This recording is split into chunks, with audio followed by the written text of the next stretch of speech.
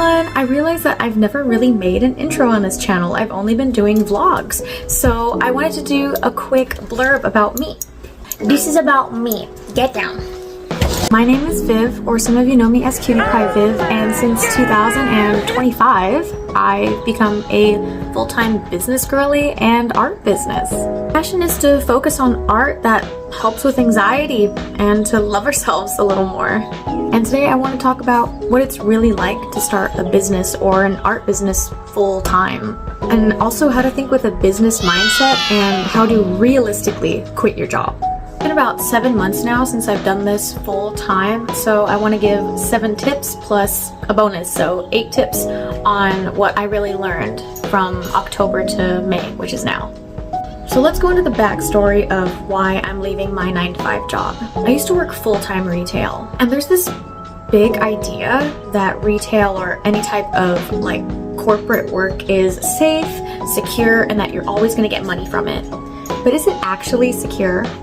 In my case, my hours were getting cut regularly, especially during the slower times of the year for the company I was working for. And instead of clinging on the hope and just waiting for the months to pass where I'll start getting more income again, I just told my manager like, oh, cool, put me at the least amount of hours as possible. It may sound abrupt, but I wanted to be able to control my own money, my time, not drive somewhere that was 40 minutes away for a 4-hour shift. Don't get me wrong, I know some people hate their job. I honestly loved my retail job. Everyone was so kind, the community there was great, but again, the hours and just not having that control over my life really gave me an unnerving feeling. I don't know if this counts as a point, it's technically still the intro, but what really helped me with shifting that mindset, and I hope I don't sound like a business bro to you guys, but listening to business books, because come on, we're art girlies. We don't really know about business. We know how to create really well. So how are we going to think and trust ourselves that we actually know what we're doing with finances and planning a structural business or company? The moment I decided I wanted to quit my job was when I decided to listen to business books. The 2 books that really helped me was Millionaire Fastlane and .com Secrets. I listened to both of them on Spotify since it was free and it came with my plan, and just hearing that passively as I was driving that 40 minutes to work, I was able to just learn more.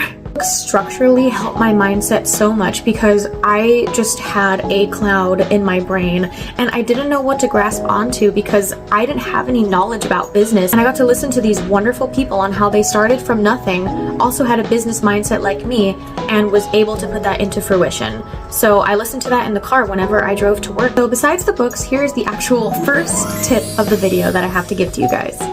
You don't need a big following to make money. October was when I decided I wanted to go full-time. And yes, the idea is cool, but instead of focusing on wanting to go viral, I focused on wanting to show up in person. I knew because I fit into the niche category of like anime and Comic-Con type of events, and I've been to these before and I'm very comfortable with being in that space. I started researching events that were going to be coming up for 2025 during 2024 so I could be prepared for the next year. Sorry, my dogs are playing, so that's all the little tinkling noise in the background. Needed to research and figure out a list of applications for 2025. Needed to do research fast because it was already October going into November, and I knew big conventions such as like Anime Expo started putting out their applications early during either the end or beginning of 2025, even though the event might not be until July. I made sure that for myself, I made a spreadsheet of events to apply to and attend each month. That way I knew for sure I was going to get some kind of income if I wasn't able to get a big amount of following. I wasn't sure if I was going to get into big events because I barely just started. I wasn't even starting it. A lot of times, big or even small events want you to take a picture of your table and your display.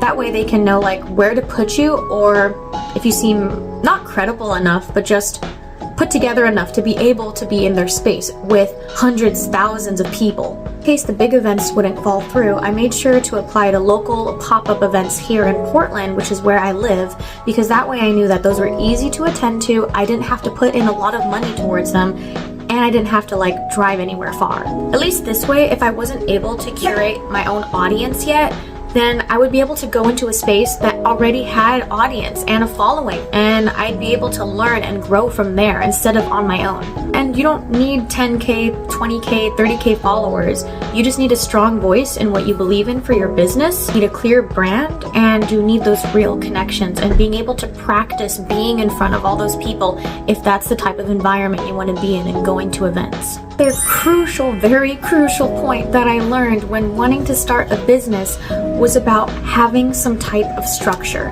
November 2024 was when I was trying to create my own rhythm. Though it's May 2025 right now, I'm still trying to learn how to schedule myself properly and make sure that I get everything done in the month that I need to do and that it aligns with my quarterly goals and that also connect with my yearly goals. At the end of each month, I sit down and I try to make a plan for the next upcoming month, or even at least 2 weeks ahead of time, so that way when I'm in that space of needing to get my work done, I won't be like, oh, there's so many things going on, and so I won't do anything instead because I'm overwhelmed.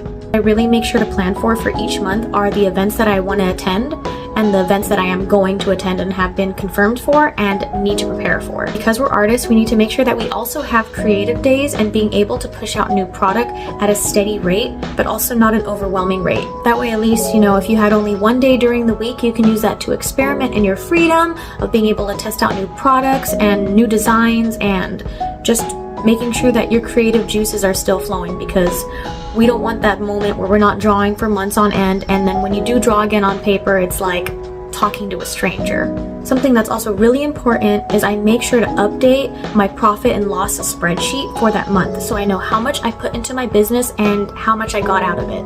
Because we're in a social media era, I still need to make sure that I have social media planning days, like I am right now, I'm recording a video, but also not doing it every single day because that's just overwhelming. I do not want to be looking at a screen more than I am already. And of course, we'll do the more, not boring tasks, just more technical tasks, such as like admin work, such as like brushing up your website, your newsletter, checking inventory stock to make sure nothing's askew. Most of the planning I do is on my Google Calendar. I do it in a journal, but I realized I have so much that I need to plan, and because it was a cute journal, I didn't want to mess it up. Google Calendar, I was able to rearrange things if things didn't go as planned or I had to work that day. That way I had more freedom in needing to shift things if I needed to, if I wasn't able to finish it that day, rather than crossing it out or forgetting about it on the page before if I was using like an actual physical journal. It's not just about productivity. I want to make sure that my productivity is mindful and that I'm not just working from like 9 to 9 p.m. and then getting so much burnout that I don't want to do anything for like a week. Because for me, if I don't plan ahead of time, I end up being so overwhelmed in everything that I want to do that I just don't do anything at all.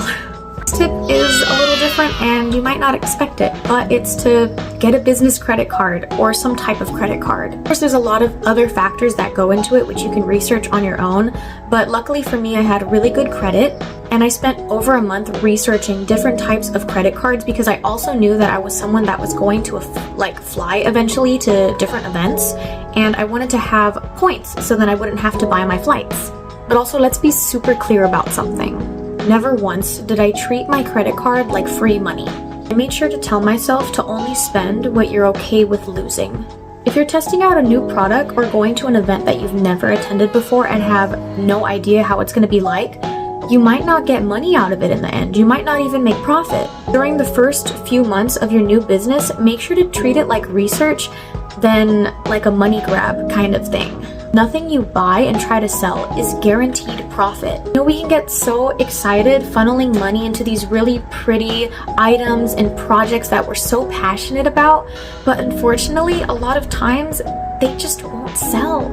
So you gotta make sure that if you buy a new product or you invest some type of fancy item into your business, that you're okay with never seeing that money again from profit, and that you'll be able to pay that money off in your credit card instead of letting it become debt and have money saved over to be able to do that. From a new business, you don't know what's gonna pop off or what's gonna sell. It could be months before that product that you care about so much could get traction, or if it gets any traction at all. The entire scheme of having a new business, you need to make sure you come in with a research mindset. We're trying to choose between buying yourself groceries or investing in a new product. maybe get the groceries. Talking about products now, don't invest into just one product. So many products have humbled me, let me tell you. I remember putting in so much soul into my products, especially ones that I've never tested before to an audience. Many quantity of that product and nothing sold. And now you have overstock in your cramped apartment. So if something hasn't proven itself, don't go all in and shovel all your money into that one basket. Test in small batches, like sticker packs.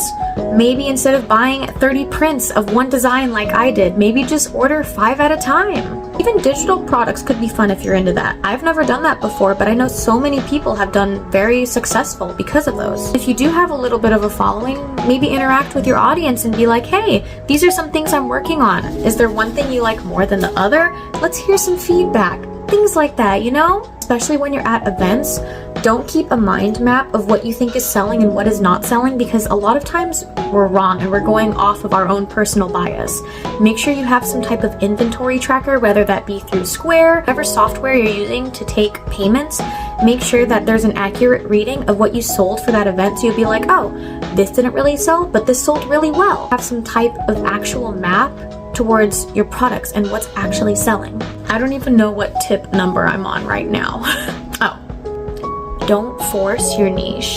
I remember when I had a shift of wanting to own my own business that I didn't really know what kind of audience I had yet, and I didn't know what type of audience I wanted. Even worse, I didn't really know what I was. So for my own journey, I decided to go on the path because I used to do a lot of fan art, but I wanted to do something different because I wasn't really connecting with shows anymore like I used to. I decided to lean into more personal character development, like little characters, not my own character. So instead of forcing it, I leaned into characters that I developed over time that had emotions, that had struggles that I was going through, almost like little, like personas of me in these cute little characters. And it turned out that people bonded with it, and it was just really wonderful to be able to take that type of different route compared to what I'm used to, because I used to make a lot of fan art, and taking this new type of way and structuring around no shows or no movies that already had its own platform was kind of scary, but it worked out, and I'm so glad that I did that. Who knows, maybe you're on the other side and you really love doing fan art. It's great. Start with movies and shows that you actually really care about, because that way, when you're showing the product to other people, they'll be able to see the emotions that you have towards that and just how much you care for that show. Don't find your niche by trying to be someone else or trying to like something else. You grow by sharing what matters to you the most. So this tip actually centers around March, when I was really getting an understanding of my audience and my niche, and I wanted to create a community. I still really rely heavily on Instagram, but I also knew ever since that whole TikTok scare that Instagram might not be around one day. And if it one day disappeared off the face of the earth, what would happen to all my hard work and people that I've curated and connected with? They would all be gone. But you know who's crusty and active and still here? Emails. So not too long ago, I added a little cute pop-up to my website being like, hey, you want to join my Sproutling community newsletter? In this newsletter, I wanted to feel like I was caring for others and that I was sending an email to a friend. Rather than trying to sell something, I want to make emails in my newsletter that was like, hey, how are you doing? Are you doing good? Here's a checkup. Or actually, oh, here's a behind the scenes of everything that I'm working on. Just very casual rather than corporate tone. I really need to get better with emails, but my goal that I'm trying to aim for is having 2 emails sent out each month, so bi-weekly, and showing behind the scenes updates of new products that I'm working on, little check-ins for my audience to see how they're doing in this crazy world, and just being an encouragement for other artists, because we're all on the struggle bus together, baby. If Instagram were to disappear today or tomorrow, I know I would still have an audience, and that is power. The next tip is to use conventions as research. Smaller scale events like Fan Expo in Portland to larger scale events like Emerald City Comic Con was when I was really just trying to understand how things worked, really. Instead of just focusing on the sales, I was trying to observe everything. It made people stop by and want to talk to me. What designs sparked joy for other people? and also what things didn't sell at all. It was during these times that I adjusted prices and messed around with that a little bit, as well as like product layout, display, and how I wanted my brand to be set up. I still don't have proper pricing tabs and should make them, but I felt like if I were to pay someone and have those printed out, because I didn't have my own printer yet, I felt like I would be stuck on those prices and that I wouldn't be able to adjust them if needed. So I just wrote them on little cardboard, but now that I actually feel comfortable, like 8 months later, I'm gonna finally make my own price signage. I think what's really beautiful about conventions is not only being able to make and meet your audience, but also just learn in real-time feedback what it's like to connect with other people and if they connect with your items and product. Now that it is May, 8 months later, last advice I have to give, and please don't hate me for it, is to find a different hobby that maybe has nothing to do with art. In the beginning of starting a business that centers around art, it's just so much fun to create all these new products and test things out and make hundreds of designs. And yes, it is so rewarding.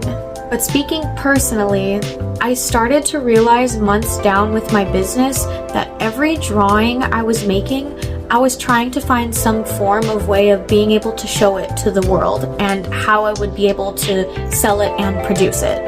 I was basically structuring each drawing around how it would work with my business, which is great, but I wasn't drawing for myself anymore, like ever. Once was my hobby as a child and something that I hold so dear to me, and of course I still hold it dear now, but it's gonna become my way of how I make money and how I make a living. And there will be days, like any job, when you might not like your job, which has to do with art. Drawing was what I used to do to escape from the world, and it was my most precious hobby. When I get that burnout from work, how am I gonna take that break if I can't use my drawing as something personal anymore? That's when I sat down with myself and tried to figure out things that I might enjoy that I would never connect with my business. Roller skating, hiking, running with my dogs. Yeah, you heard me wanting to walk you, didn't you? I also wanted to do stuff like getting back into writing, because I used to love writing books, and that was actually going to be what I wanted as my full-time job. But now that I know I'm not going to be doing that, at least for a long while, who is making this noise? And of course, this is all coming from a personal standpoint from me, but I also didn't want to experiment with new art mediums because I knew deep down inside, even if it was things like ceramic or watercolor, that I would try to find a way to put that into my business. If that's not who you are, then great. If you're a digital artist, maybe do some ceramics. You might be able to enjoy stepping away from a screen for a while. I just know for me, any type of art form, I'm gonna find a way. And until I find a way of not wanting to put it into my business, I just can't have that as another hobby. I really can't. I hope one day to have that mindset again of just being able to create for creative sake. These last 8 months really taught me that you don't have to act recklessly towards wanting to have an art business and achieving your dreams. You can be intentional, you can plan, and you can learn as you go. It's not going to be perfect because you don't even know what perfect is for your business. So if you're someone like me that's trying to quit their job for art, here's my 2 cents. Build your runway first before you start running. Learn your numbers. Learn how much you make at your retail job each month and how much you would need to make with your art to be able to be sustainable and one day quit that job. Don't just have this huge, vast number of, oh, I want to make $1 million at the end of the year. No, start small. Maybe I want to make like 500 each month for my art. Maybe I want to make 2,500 because then I can replace my current job. You need to be realistic, but more so you need to be sustainable. Also, make sure you know your physical limits and don't damage yourself over this because you are the machine in the end. You are what is going to keep your business together. You are your business. So you can't break down so early into the race. And then once you have that runway paved out for you, take one step at a time. You don't have to run yet. You have all the time in the world and you should enjoy it. Well, that's the end of the video. Let me know if you enjoyed it. I've never made something like this before, so it feels a little bizarre, but it also feels good. Yeah, let me know down below if there's any other types of videos you want me to make, if you prefer this type of content or vlogging, or maybe both. Do you have tips for other artists that can learn from you? I guess if you want, you could subscribe. But yeah, I'd love to hear your story with your business and if you have any questions. Next time, bye!